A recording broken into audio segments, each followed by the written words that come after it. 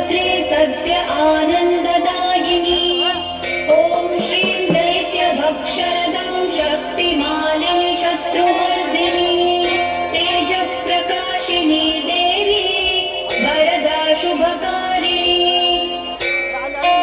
ब्राह्मीं च वैष्णवीं भद्रां षड्भुजां च चतुर्मुखां त्रिनेत्रां च त्रिशूलां च पद्मचक्रगदाधरां पीताम्बरधरां देवीं नानालङ्कारभूषितां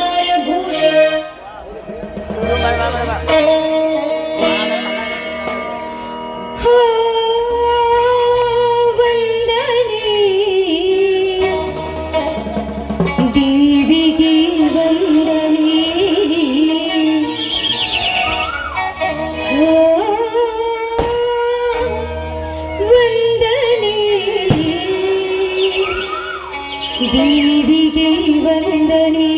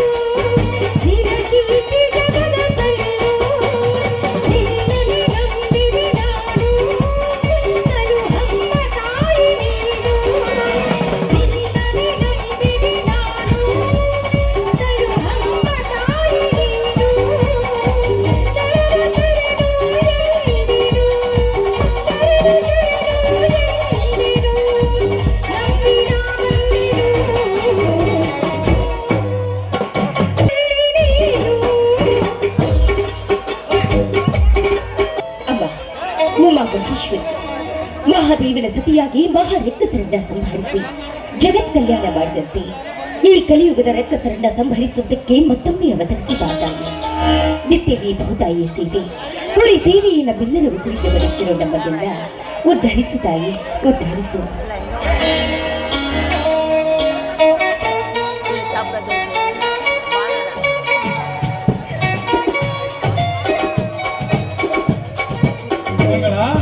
ಈ ಮಂಗಳಗೌರಿ ಪೂಜೆ ಮುಗಿಯಿತೆ? ಮುಗಿಯಿತು ಬನ್ನಿ ಸ್ವಾಮಿ. ಭವತಾಪಗಳಿರುವ ಈ ಭವತಾರಿಯ ಪೂಜೆಯನ್ನು ಮುಗಿಸಿ ನಿಮ್ಮ ದಾರಿಯನ್ನೇ ಕಾಯ್ತಾ ಇದ್ದೆ. ನೀವು ನಮಸ್ಕರಿಸಿ.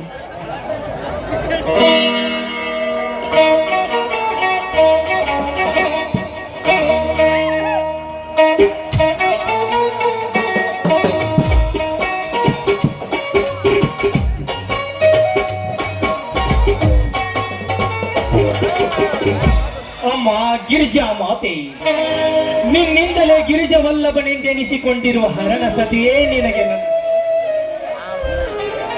ಮಾಮರದ ಕೋಗಿಲೆಗಳು ಕೂಡ ನಿನ್ನನ್ನು ಅಮ್ಮ ಎಂದು ಕೂಗಿ ಆನಂದಿಸುವಂತೆ ನಾವಿಂದು ನಿನ್ನನ್ನು ಪೂಜಿಸಿ ಭಾಗ್ಯವಂತರಾದೆವು ತಾಯಿ. ಭೂಮಾತೆ ಅನ್ನ ಕೊಡುವ ಮಾತೆ ಎಂದು ಹಗಲಿರುಳು ಮಳ್ಳಿ ಚಳ್ಳಿ ಬಿಸಿಲೆನ್ನದೆ ದುಡಿಯುತ್ತಿದ್ದೇವೆ. ಕುರಿಗಳನ್ನು ಸಾಕಿಕೊಂಡು ಭೀಮಾರ್ಜುನರಂತೆ ತಮ್ಮಂದಿರನ್ನು ಬೆಳೆಸುತ್ತಿದ್ದೇನೆ. ಈ ಎಲ್ಲದಕ್ಕೂ ಸದಾ ನಿನ್ನ ಆಶೀರ್ವಾದವಿರಲಮ್ಮ. ಸ್ವಾಮಿ, ನೀವಾಡಿದ ಮಾತಲ್ಲಿ ಏನೋ ಸ್ವಲ್ಪ ಕಠೋರತೆ ಕಂಡಿತಲ್ಲವೇ? ಹೌದು ಮಗಳ, ಹೌದು. ಕಠೋರತೆ ಎಂಬುದು ಈ ಕಠಿಣ ಕಾಲದಲ್ಲಿ ಅಗ್ನಿ ಪರೀಕ್ಷೆಯ ಕಟ್ಟು ಇದ್ದಂತೆ. ಆ ಪರೀಕ್ಷೆಯಲ್ಲಿ ನಮ್ಮನ್ನು ಗೆಲ್ಲಿಸಿ ಪಾಸು ಮಾಡಮ್ಮ ಎಂದುಕೊಂಡೆ. ಅಂದ್ರೆ ಇದರ ನಿಜದ ಅರ್ಥ? ಮಂಗಳ, ಇದರರ್ಥ ನೀ ತಿಳಿಯ ಬಯಸಿದರೆ ವ್ಯರ್ಥ. ನನ್ನ ಮಾತು ಅಲ್ಲಗಳೆಯುವುದಿಲ್ಲವೆಂದು ನನಗೆ ಮಾತು ಕೊಡ್ತೀಯಾ? ಇದೇನು ಸ್ವಾಮಿ, ಹೇಗೆ ಕೇಳ್ತೀರಾ?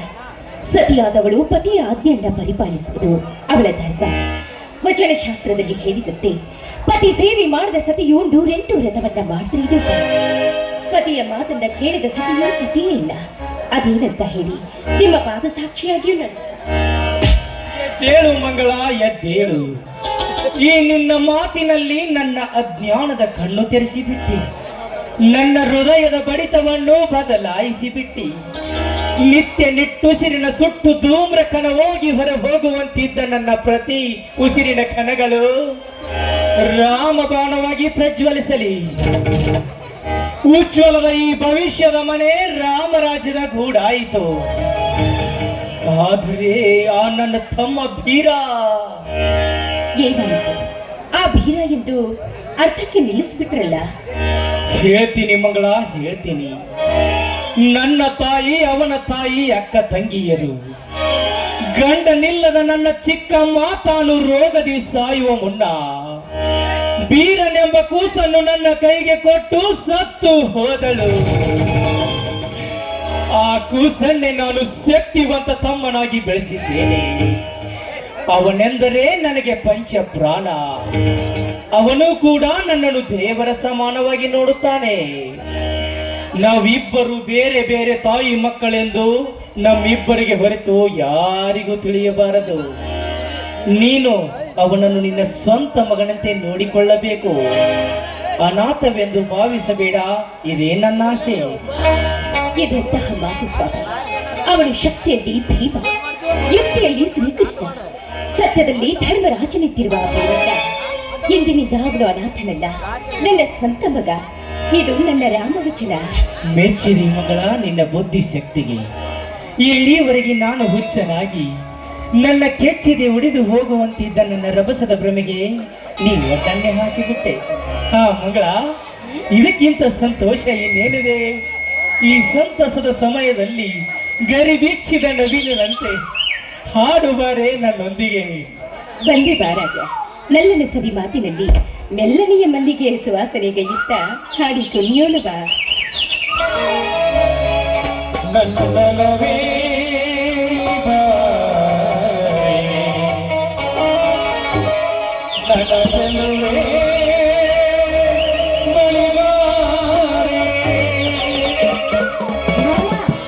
ಬಳಿ ಬಂದು ಸಿಹಿ ಮುತ್ತು ನೀಡು, ಸಿಹಿ ಮುತ್ತಿನ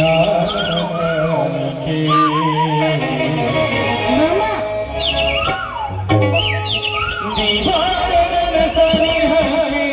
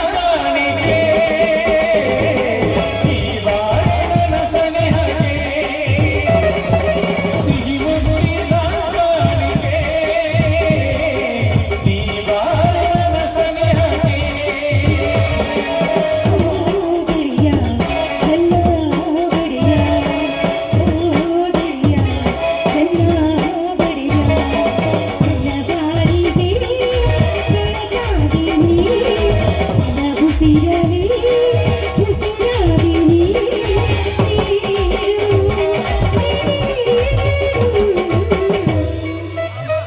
ರೀ ಹೇಳು. ಏನೋ ಬೇಕು ಅಂದ್ರಿ? ಅದೇ ಕಣೆ ಸಿಹಿ ಮುತ್ತು. ಹೋಗಿ ಅಪ್ಪ, ನನಗೆ ನಾಚಿಕೆ ಆಗುತ್ತೆ. ಸಿಹಿ ಮುತ್ತಿನ ದಾನಿಗೆ ನೀನು ನನ್ನ ಸನಿಹಕ್ಕೆ. ಸಿಹಿ ಮುತ್ತಿನ ದಾನಿಗೆ ನೀನು ನನ್ನ ಸನಿಹಕ್ಕೆ.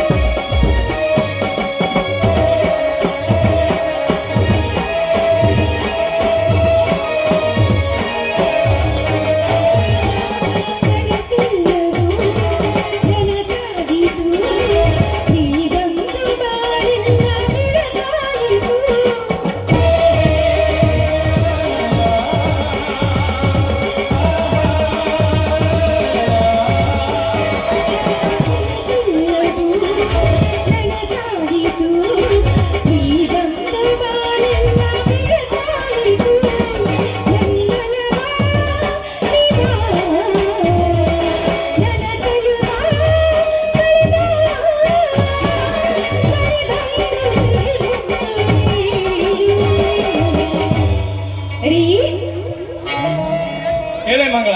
ಹೋಗ್ರಿ ನೀವು, ಹೊರಗೆ ಹೋಗ್ಬಿಡ್ರಿ ನೀವು. ಯಾಕೆ ಮಂಗಳ?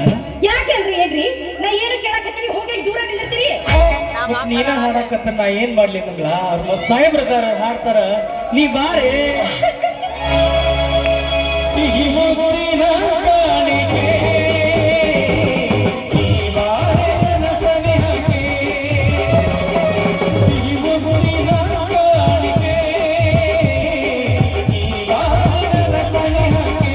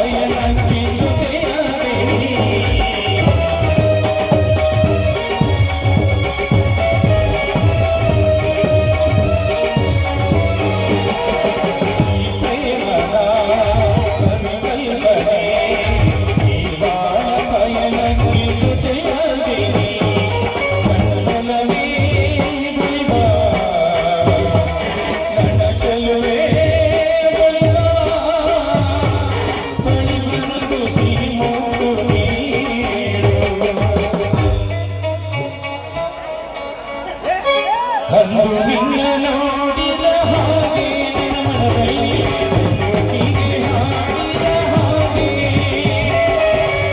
ನಿನ್ನ ಸೇರಿದ ಹಾಗೆ ನನ್ನ ಎದೆಯಲ್ಲಿ ನೀನು ಕೇಳಿದ ಹಾಗೆ.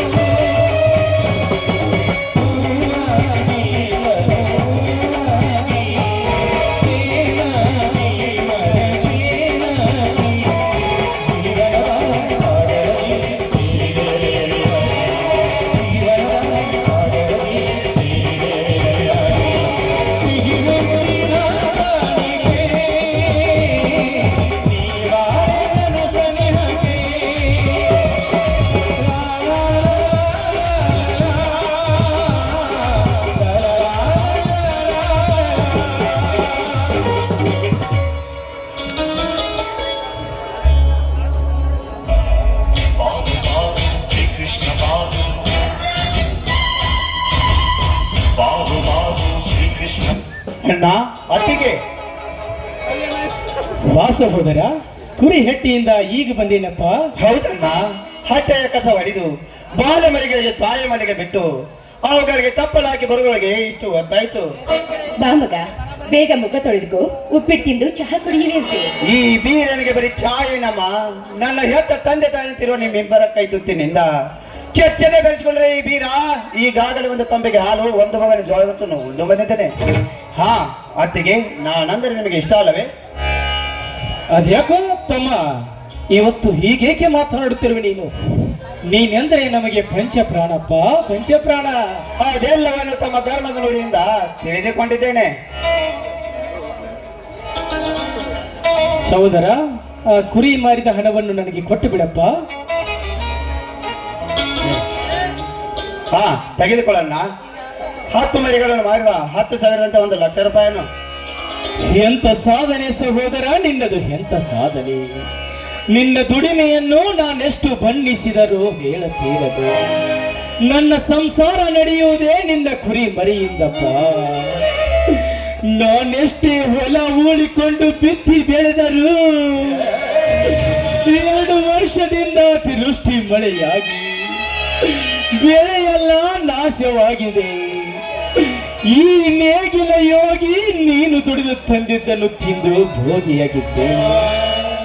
ಈ ವರ್ಷವಂತೂ ಮಳೆಯೂ ಇಲ್ಲ, ಬೆಳೆಯೂ ಇಲ್ಲ. ಅಣ್ಣ, ನಾನಿರುವಾಗ ನಿನ್ನ ಕಣ್ಣಲ್ಲಿ ನೀರೇ ಕಣ್ಣ. ನೇಗಿಲ ಯೋಗಿಯಾದ ನೀನು ಎಂದು ಭೋಗಿ ಅಲ್ಲ. ನೇಗಿಲ ಯೋಗಿ ಹುಟ್ಟಿ ಬಿಟ್ಟಿ ಬೆಳೆಯದಿದ್ದರೆ ಈ ಜಗಕ್ಕೆ ಬಳಿಗಾಲವಿಲ್ಲ. ತಮ್ಮ, ಇವೆಂತ ಮಾತುಗಳು ನಿನ್ನದು? ಇನ್ನು ಕೇಳನ ಈ ಸೃಷ್ಟಿಕರ್ತ ನಿರ್ಮಿಸಿದ ಈ ಜಗದಲ್ಲಿ ಚಳಿ ಮಳೆ ಬಿಸಿಲು ಎನ್ನದೆ ಹುಟ್ಟಿ ಬಿಟ್ಟಿ ಬೆಳೆದು ಈ ಜಗಕ್ಕೆ ಅನ್ನ ಹಾಕುವ ನೀನು ನೇಗಿಲ ಯೋಗಿ. ತಮ್ಮ, ನಿನ್ನ ಒಂದೊಂದು ಮಾತನ್ನು ಕೇಳಿ ನಾ ಈ ಜಗವನ್ನೇ ಮರೆತು ಬಿಟ್ಟೆಯಪ್ಪ.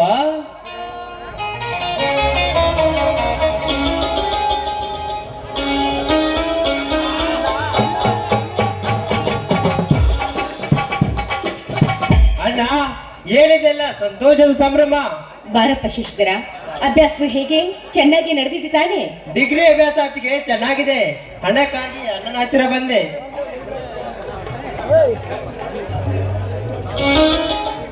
ಅಣ್ಣ, ಈಗ ತಾನೇ ಮರಿ ಮಾಡಿದ ಹಣವಿದೆಯಲ್ಲ, ತಮ್ಮನಿಗೆ ಕೊಟ್ಟು ಬಿಡು. ಶಿಷ್ಯರ, ಎಷ್ಟು ಬೇಕು ಸಹೋದರ? ಅಣ್ಣ, ಅದು 50,000 ಕೊಟ್ಟು ಬಿಡಣ್ಣ, ಸಾಕು.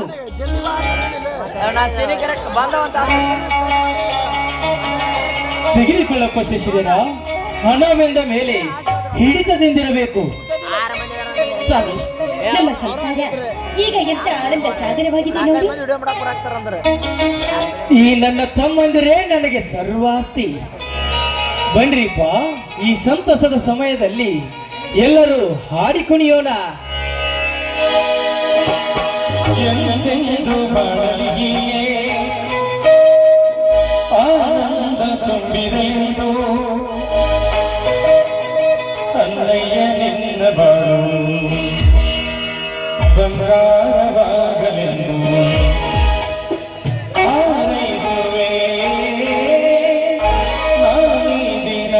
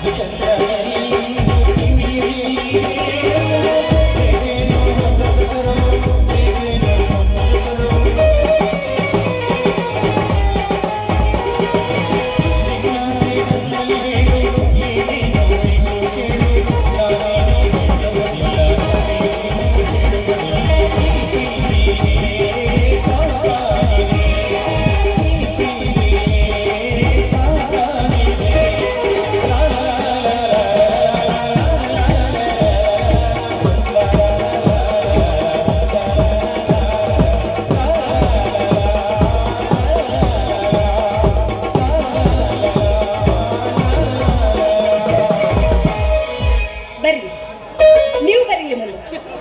ನಿಮಗೆ ಯಾಕೆ ಬೇಕಾಗಿತ್ತು ಈ ದೋತ್ರ ಕಳ್ಕೊಳ್ಳೋದು? ಯಾಕೆ ಯಾಕೆ ಬೇಕಾಗಿತ್ತಂತ? ಇವತ್ತು ಹಬ್ಬ ಐತಂತ ಕಟ್ಕೊಂಡು ಹಿಂಗೆ ಯಾಕೆ ಮಾಡ್ತೀವಿ ನೀನು?